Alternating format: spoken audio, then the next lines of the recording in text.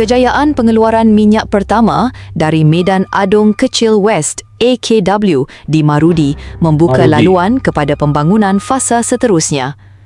Petra Energy Development sebagai pengendali bersama Uzma Engineering membangunkan blok SK433 di bawah kontrak perkongsian petroleum. Fasa seterusnya akan menyediakan kemudahan pengeluaran dan infrastruktur sokongan penting.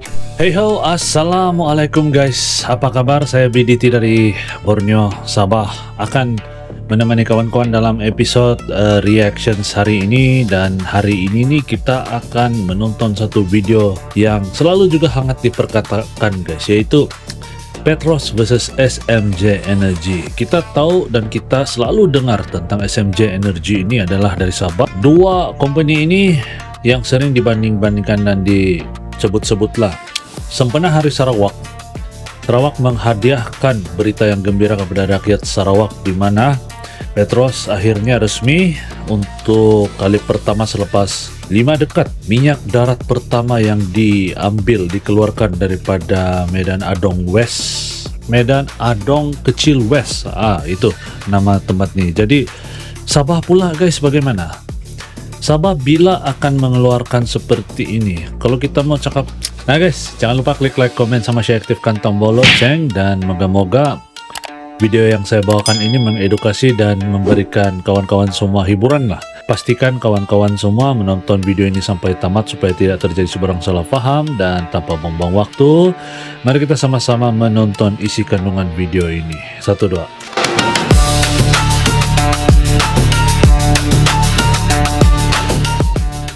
Kejayaan pengeluaran minyak pertama dari Medan Adong Kecil West AKW di Marudi membuka laluan kepada pembangunan fasa seterusnya.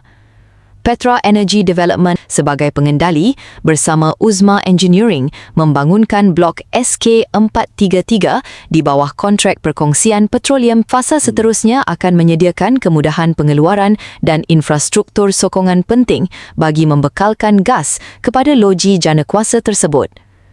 Gas dari AKW bakal membekalkan tenaga kepada loji janakuasa bernilai 2 bilion ringgit di Miri berkapasiti 500 megawatt, komponen utama Pelan Hala 7 Gas Sarawak. Medan AKW mencapai pengeluaran minyak pertama pada 18 Julai 2026 sekaligus menandakan kembalinya pengeluaran minyak darat di Sarawak selepas lebih 50 tahun. 5 dekad. Dengan sasaran operasi loji menjelang 2027, Sarawak kini mengukuhkan kedudukan sebagai hub tenaga strategik di rantau ini. Itu yang bagus guys, kalau ada satu kepimpinan syarikat yang ada tegas, di Borneo ni, yang ada di dalam video list yang yang teratas sekali, yang boleh tukar nasib orang Borneo. Petros ataupun kita panggil Petroleum Sarawak Berhad, sekarang ni bukan lagi satu nama asing di tanah Borneo ni. Ia bukan saja sekadar sebuah syarikat minyak dan gas. Ia ditubuhkan oleh Kerajaan Sarawak pada tahun 2017 dengan matlamat untuk memainkan peranan lebih besar. Hari ini Petros bukan saja terlibat dalam pelaburan tenaga agar tetapi memegang peranan sebagai penggerak gas Sarawak, pengawal sedia operasi petroleum di darat, dan peneraju pembangunan karbon tangkap dan simpan, iaitu CCUS. Berbeza dengan syarikat tradisional yang hanya menjual minyak mentah, Petros membina nilainya melalui rantaian tenaga yang lebih luas, daripada bekalan gas kepada industri, pelaburan dalam infrastruktur tenaga, hinggalah kepada projek bernilai tinggi seperti hidrogen atau CCUS. Lebih banyak nilai ekonomi di Sarawak bukan sekadar mengeksport sumber mentah. Di sini ada satu soalan, mungkin ada ramailah orang bertanyakan, bolehkah kita ni membeli saham Petros? Jawapannya ialah belum lagi boleh. Pada masa ni Petros itu ialah syarikat milik penuh Kerajaan Sarawak dan ia belum lagi disenaraikan di Bursa Saham Malaysia. Jadi buat masa ni kan, orang awam tidak boleh membeli saham daripada Petros. Bagi saya kan, potensi besar Petros kan bergantung kepada kejayaan Sarawak membangunkan industri hiliran seperti amonia, hidrogen, petrokimia dan penangkapan karbon. Baru-baru ni Petros juga mencatatkan pencapaian penting apabila memulakan pengeluaran minyak darat pertama yang baru-baru ni kan, Sarawak dalam masa 50 tahun ni, sambil meneruskan kajian sumber gas dan hidrogen baru. Namun risikonya juga besar. Industri tenaga bergantung kepada harga minyak dan gas global, pelaburan yang tinggi serta pelaksanaan projek jangka panjang.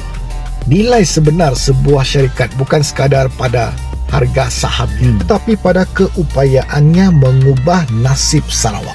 Ia akan bermula dari Sarawak. Jadi adakah Petros akan menjadi sebuah syarikat gergasi antarabangsa di masa depan ni? Namun ada satu perkara pasti, kisah ekonomi moden Sarawak tidak boleh diceritakan tanpa menyebut Petros. Betul. Salah ke kalau Sarawak melalui Petros nak urus sendiri sumber minyak dan gas?